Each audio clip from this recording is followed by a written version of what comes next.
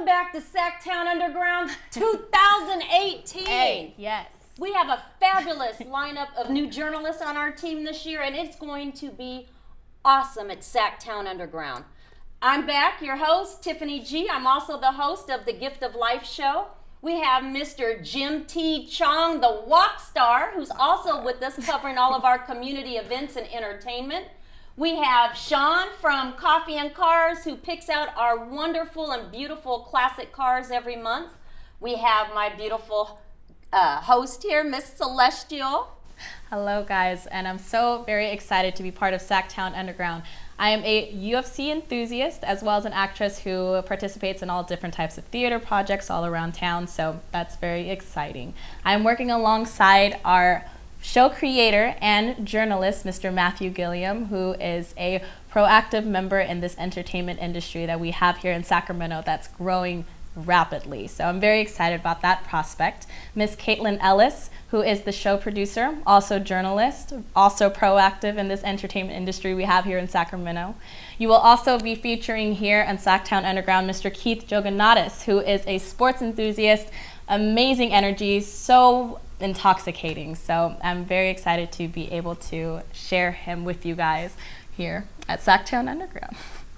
If you want to know what's going on in art, entertainment, food, fashion, sports, don't miss out. We got it all right here. SacTown Underground 2018 is going to be an awesome year, and we look forward to being part of it with you.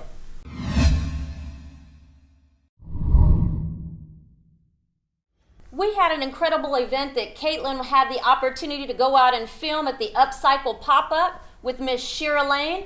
Caitlin, take it away. Hello, I'm Caitlin Ellis, and I'm here with Shira. Can you tell us a little bit about the event? We are having Upcycle Pop, remade in Sacramento, is an event that we're having that everything here in the market is upcycled and repurposed. So my whole idea behind this is I love upcycling and repurposing, and I believe that we live in a finite planet, and we can't indefinitely keep this linear system that we're using right now, that we extract, use temporarily, and then dump. And we have a lot of local Sacramento artists here, and I really want to highlight them, and especially the ones that are using reclaimed materials and just thinking about the circular economy. So in this event space, we have two main areas. We have a gallery space where we have some things that are more gallery type art, more contemporary art. And then we have a market space where it's more smaller items, things for sale, arts and crafts. We also have workshops that you can come and do workshops with your kids. You can come and learn how to sew three sweaters together into a sweater. We have a community art wall. We have a sensory room because a lot of the artists that are here also work with kids with disabilities or kids with autism. We have a girl that's like a death doula. So they're very in tune with people with dementia. So we're trying to kind of combine all people and just say all are welcome. So I hear you're from LA and San Francisco. You have offices. So why Sacramento? What made you choose to come here for a pop-up shop? Oh, okay. So yes, I lived in Los Angeles for 10 years, and then I moved to the Bay Area. And then just recently I moved to Sacramento. When I moved here, I really wanted to connect with the community. I have an office in LA and an office in San Francisco, and I really wanted to find who are the artists here. And so I was like, oh, this would be a fun event to do and something different, because I've been doing documentaries and commercials for 10 years now. So this will be something really interesting to do. And this is a way for me to kind of connect with the community, learn who the artists are. So is this your first pop-up shop, or were the other locations you've done them? Or? No, this is the first time I've ever done this. I mean, I do documentaries and commercials, and I've helped with other festivals. I've been part of crews for festivals. But this is the first time I think that I'm doing a market myself, like an event like this. So I'm always like, oh, I don't know, is this good? But it was fun, and it's all thanks to the amazing artists that are participating. So, I mean, I can't take credit. It's really the amazing artists that are here, that not only are they talented beyond belief, but they are just amazing and kind and beautiful individuals. Back to you.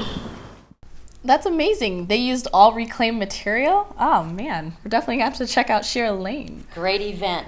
And to make sure you don't miss out on any upcoming events, go ahead and check us out with Sacramento 365. We have our calendar of everything current so you don't miss anything.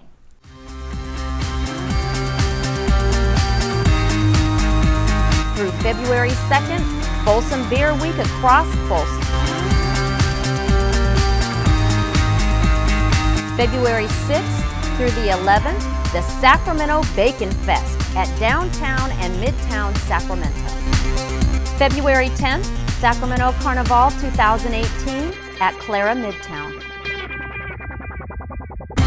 February 16th through the 18th, Sacramento Ballet's Giselle at Community Center Theater. February 28th, Jeff Dunham, Passively Aggressive Tour at the Golden One Center. March 3rd, Old Sugar Mill Brazilian Carnival at Old Sugar Mill. March 7th through the 18th, the Book of Mormon at Community Center Theater. We had another fabulous event at the Shady Lady Saloon, and our reporter, Jim T. Chong, the walk star, was the one that got to be there. Jim, tell us all about it. Hi, this is Jim T. Chong. We're with SacTown Underground here, and we're in one of the most exciting places to be here, especially on the weekend night of Friday night. I'm with Sal Gutierrez. He is a chef here as well. I understand here in Sacramento, the R Street is a very historical street in Sacramento. Why is that? It's basically one of the main streets. Part of the history in this street is that it was the first street where the Laire coming in. Now, in terms of the nightlife, I understand you have a lot of great entertainment. What kind of entertainment do you focus on? We're focused on like years 70s, for example, kind of like smooth music, jazz, sometimes a little more basic for the people, like young people.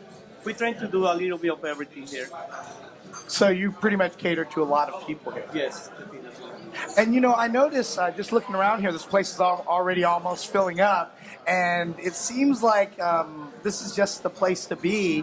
And it seems like there's a lot of things here. There's a Victorian design, kind of like a New York feel with the brick walls and everything. So, is there anything intentional about the ambiance in terms of what you're trying to create? Yeah, definitely. We're trying to get a southern South style, and we bring it from New York to here. So it's basically one of the old places living in Sacramento right now. Wow. So how old is the Shady Lady? Shady Lady's been here for 9 years. What would you like people to know about the Shady Lady specifically? Just 2 words: best food, excellent drinks. Can you go ahead and just tell me a little bit about the story behind the name of Shady Lady? Yeah. It's basically we was looking for a nice concept. Shady Lady, for many people, say like it's something like out of a style, something that you don't like to talk about it. But when you come into this place and the Shady Lady start turning totally on a nice lady, it's not shady, it's the place to be. Wow, that's really neat. And so you have a lot of things that's a little bit intriguing, a little mysterious, but definitely delivers in terms of entertainment. Exactly. Yeah, what I'm saying, cocktails and food is something to check it out. Great. Well, I'm very excited. I'm looking forward to catching a little bit of food and entertainment here. And I know this is the place to be on our street, a very historic street. I'm with, again, with Sal, the chef, and one of the founders establishing Shady Lady here on the historic R Street. It's 1204 R Street. Come check it out, the Shady Lady, the place to be on a weekend and any day during the week. Now I'm starving after you talked to the chef, Jim. Everything sounds so good there. I can't wait to get to the Shady Lady. All right, and now we're going back to Jim at the Creative Community Holiday Film Mixer. Take it over, Jim. This is Jim T. Chong. We're over here at the Shady Lady. This is our holiday mixer. Once a year, we get together. Now, I'm going to be honest with you. It's the California Film Foundation that puts this thing on, but this year, we just didn't really feel like doing a big thing, so I thought, let's just go over to the Shady Lady and hang out. You know, this is very exciting. Tell me a little bit about the history of the International Film Festival. Well, long story short, Sacramento International Film Festival is Sacramento's oldest and largest film event of all genre capacity. So we were founded in 1995 by a guy named Ken Knoll, and we've been going ever since. Will Straw, this is our 23rd year. I think 2017 was our 23rd year, 22nd, and we're almost pushing 25 years. Can you believe that? I am with, again, Charlie Holiday, and you are also a SAG representative. And Under the board of director, and I'm sort of the liaison with for SAG for this area, with the film commissioners and the community here. And I understand that you've been acknowledged as well, just for your great work in terms of supporting the film community. What are some things that you have been receiving awards for? Well, I actually got one last year at the International Film Festival. Beautiful. I got honored by the city of Sacramento a couple of years ago. They had a big prize for me. I've been voted Sacramento's outstanding training resource for actors 3 times, I think it is. Is that all? Yeah, just 3. I don't know. It's because I'm getting really old. And they're finally saying, hey, he's not going to be around that long. I try to do something. What do you think makes an award-winning film? A good story. You have to be people in the story that you care about. You have to hear what happens to you. If you're a filmmaker out there and you never mind winning an award, you just want to make a movie that people are going to like, and that people are going to be into, and that people are going to want to watch, you could do a lot worse than being on a review panel for movies. Because you're going to see the same tropes come up time and time again. You're going to see the same concepts, the same ideas. And then you're going to realize that, most all movies can be broken down into just a couple of basic genome types. And it's all about individuality and execution at that point. So when you ask me what makes a good movie, I would say, to echo on what Charlie said, you got to care. So in order, there's a couple of elements there. You got to have a story that is compelling.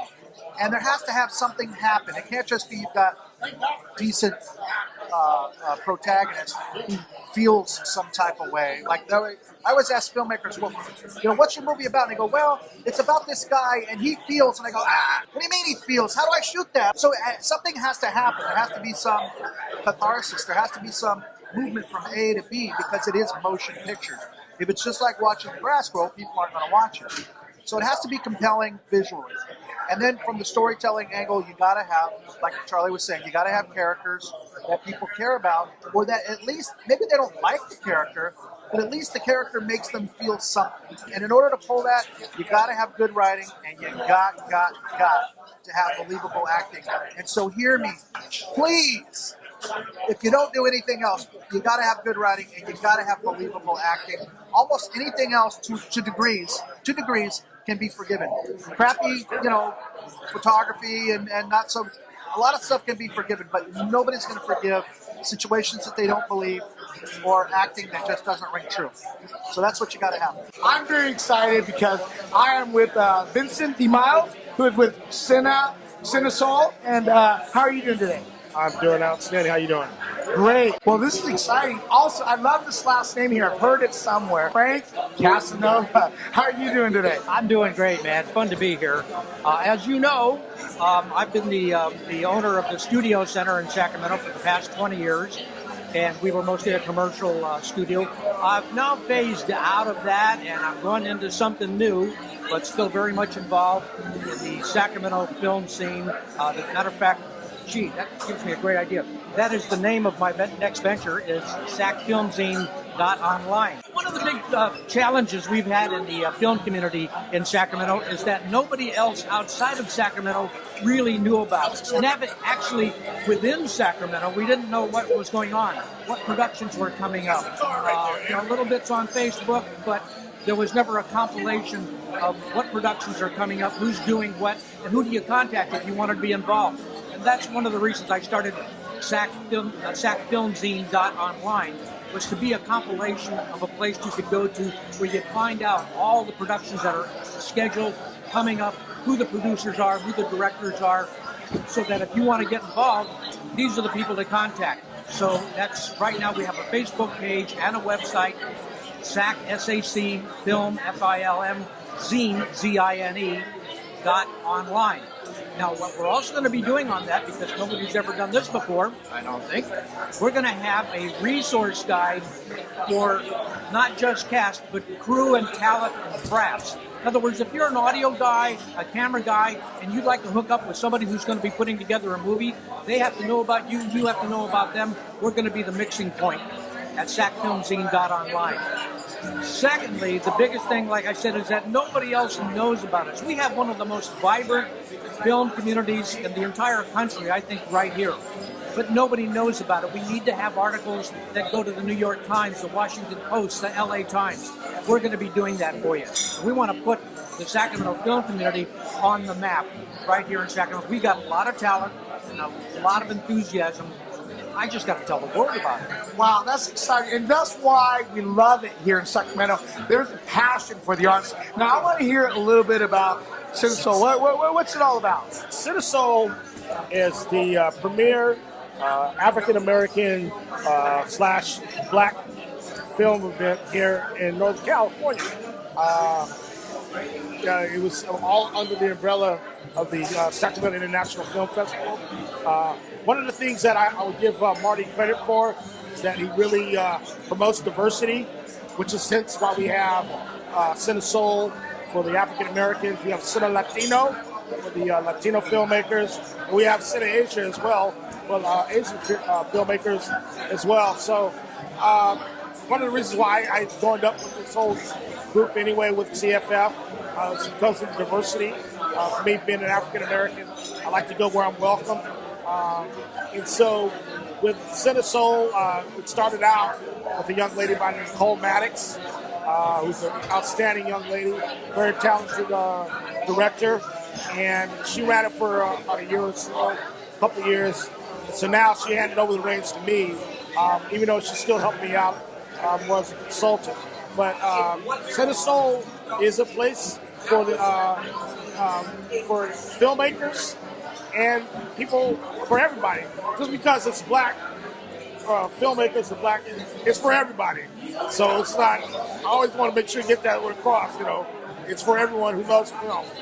But to see filmmaking from people that are black or African American, whether it be behind the camera or in front of the camera, it's a way for us to celebrate our culture, which is beautiful about this whole country.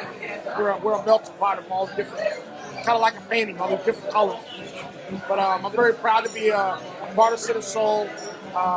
Last year we were able to hook up with Crocker.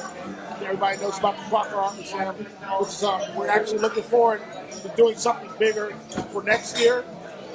So just stay tuned to www.cinesol.org, or you can go to SacramentoFilmFestival.com and find Cinesol as well. But I definitely encourage everyone, come on out and support us. If you have any ideas, reach out to me, reach out to us. So yeah, the biggest thing is just getting the word out to everyone. Next up, we have our very own Keith Jouganatos talking about the state of the NFL. I can't wait to hear what Keith has to say. There's been so much controversy. Keith, take it away. Thank you, Tiffany and Celeste, and a happy new year. And hopefully it was a happy holidays for all of you who watch us here at our Access Sacramento family. I'm Keith Jouganatos, and this is the sports section. The NFL should have a New Year's resolution going into 2018, seeing as how 2017 wasn't anything like the public expected. A game violent in its nature, was as passive-aggressive and ruthless off the field as it was on it. It began in the season of 2016, where in the preseason, former 49ers quarterback Colin Kaepernick protested what he felt was injustice with police departments across the United States of America in dealing with African Americans. Kaepernick divided the country, he divided the NFL, and he divided everybody on one single subject. Overnight, some of his 49ers teammates joined Colin Kaepernick in kneeling, and some did not. Some for fear of losing their jobs, and some for fear of losing their wealth. The game that had brought them so much money, so much fame, so much notoriety. In an instance, they could have been released, fired, or wiped off the NFL map completely. The Dolphins, the Cowboys, and the Ravens. Just a handful of teams that chose to deal with what Kaepernick called as a oppression against African Americans. In the midst of this stands Commissioner and often regarded as a dictator Roger Goodell, a man put in power by NFL billionaire owners who would rather see money and dollar signs than all the players, the ones who made that money off their backs year after year. The same owners who allowed these players to get hooked on drugs, who allowed these players to have injury reports faked so that they felt they'd be all better by game day. That Roger Goodell is in control, and he just signed a new $200 million deal. And as long as he's in power, and as long as he has a pulse, Roger Goodell is going nowhere as a commissioner. He has botched numerous things. He's allowed women to get beat by players. He's allowed players to drive drunk without any consequence. It does not all fall on Roger Goodell as to why these problems have occurred. But then the President of the United States had to get involved. And that's where it gets dicey. Because when the President of the United States calls you an SOB, you only have one route. Either you take the player side, your employees who have helped build this dynasty off their bare backs, helmets and shoulder pads, or you go the PR route and you take the President of the United States' opinion at hand. Overnight, some were for Goodell and some were not. Many consider themselves as patriots, worldwide Americans. Not standing for the flag is illegal. It is often regarded as how should I say this, unpatriotic move. There are some who recognize these players come from humble beginnings. They have no money. They're living in unregarded and often not visited neighborhoods. And here they stand, called SOBs by the 45th President of the United States. And Roger Goodell opted to side with the President of the United States.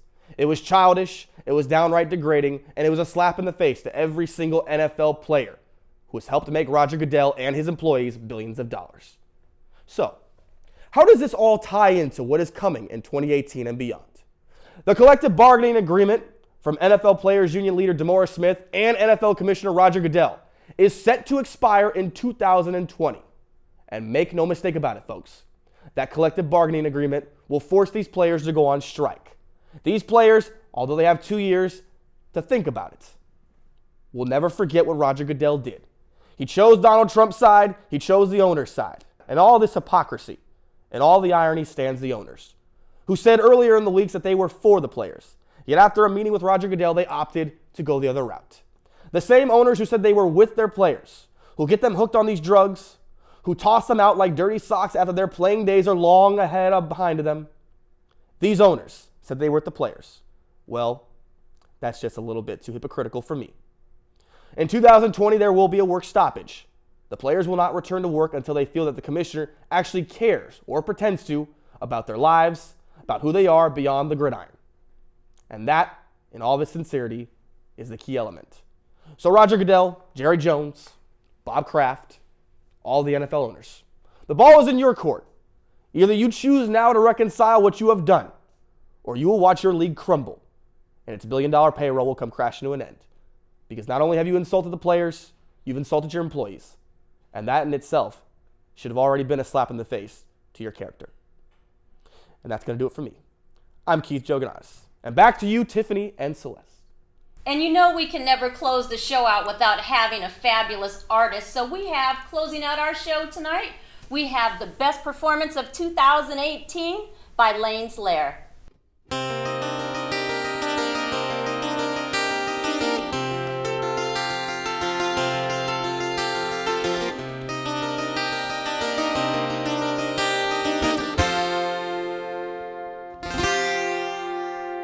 Consider the life of a well-found friend who was nowhere to ski. Memories of the tender hearts that question our worth and our meaning. Did they really understand this beautiful life, this man? Visionary, sometimes scary. I could see his passion in his plan. No foolishness on Cape and down. His dreams will always be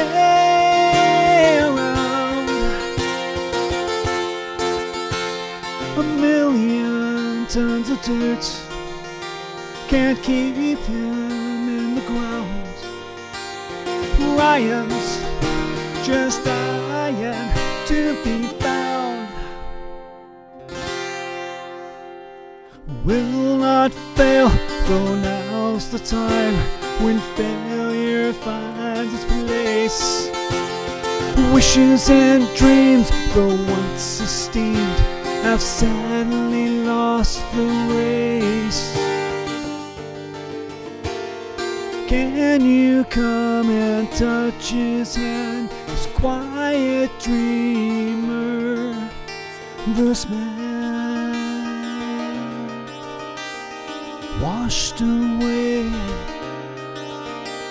like hours of slave, a drunken stupor, shallow and deep. No foolishness on cape and down. His dreams will always be around. A million tons of dirt can't keep him in the ground. Ryan's just dying to be found. Ryan's just dying to be found.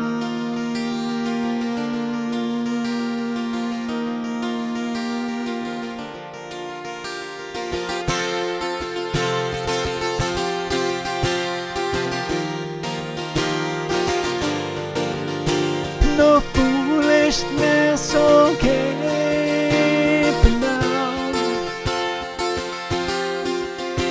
his dreams will always be around.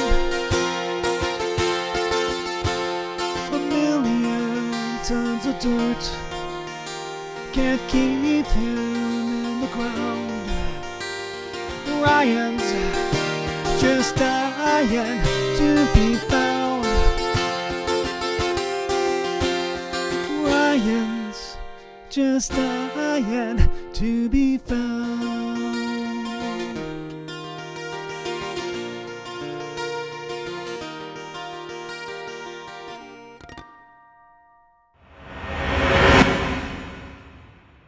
Hi everyone, this is Matthew Gilliam, creator of SacTown Underground. We designed this show to expose the artists, events, sports, food, and entertainment perspectives that are below the radar for the mainstream media. We hope you've enjoyed the show so far. We got a whole lot more coming for you. Thanks for watching. Yeah.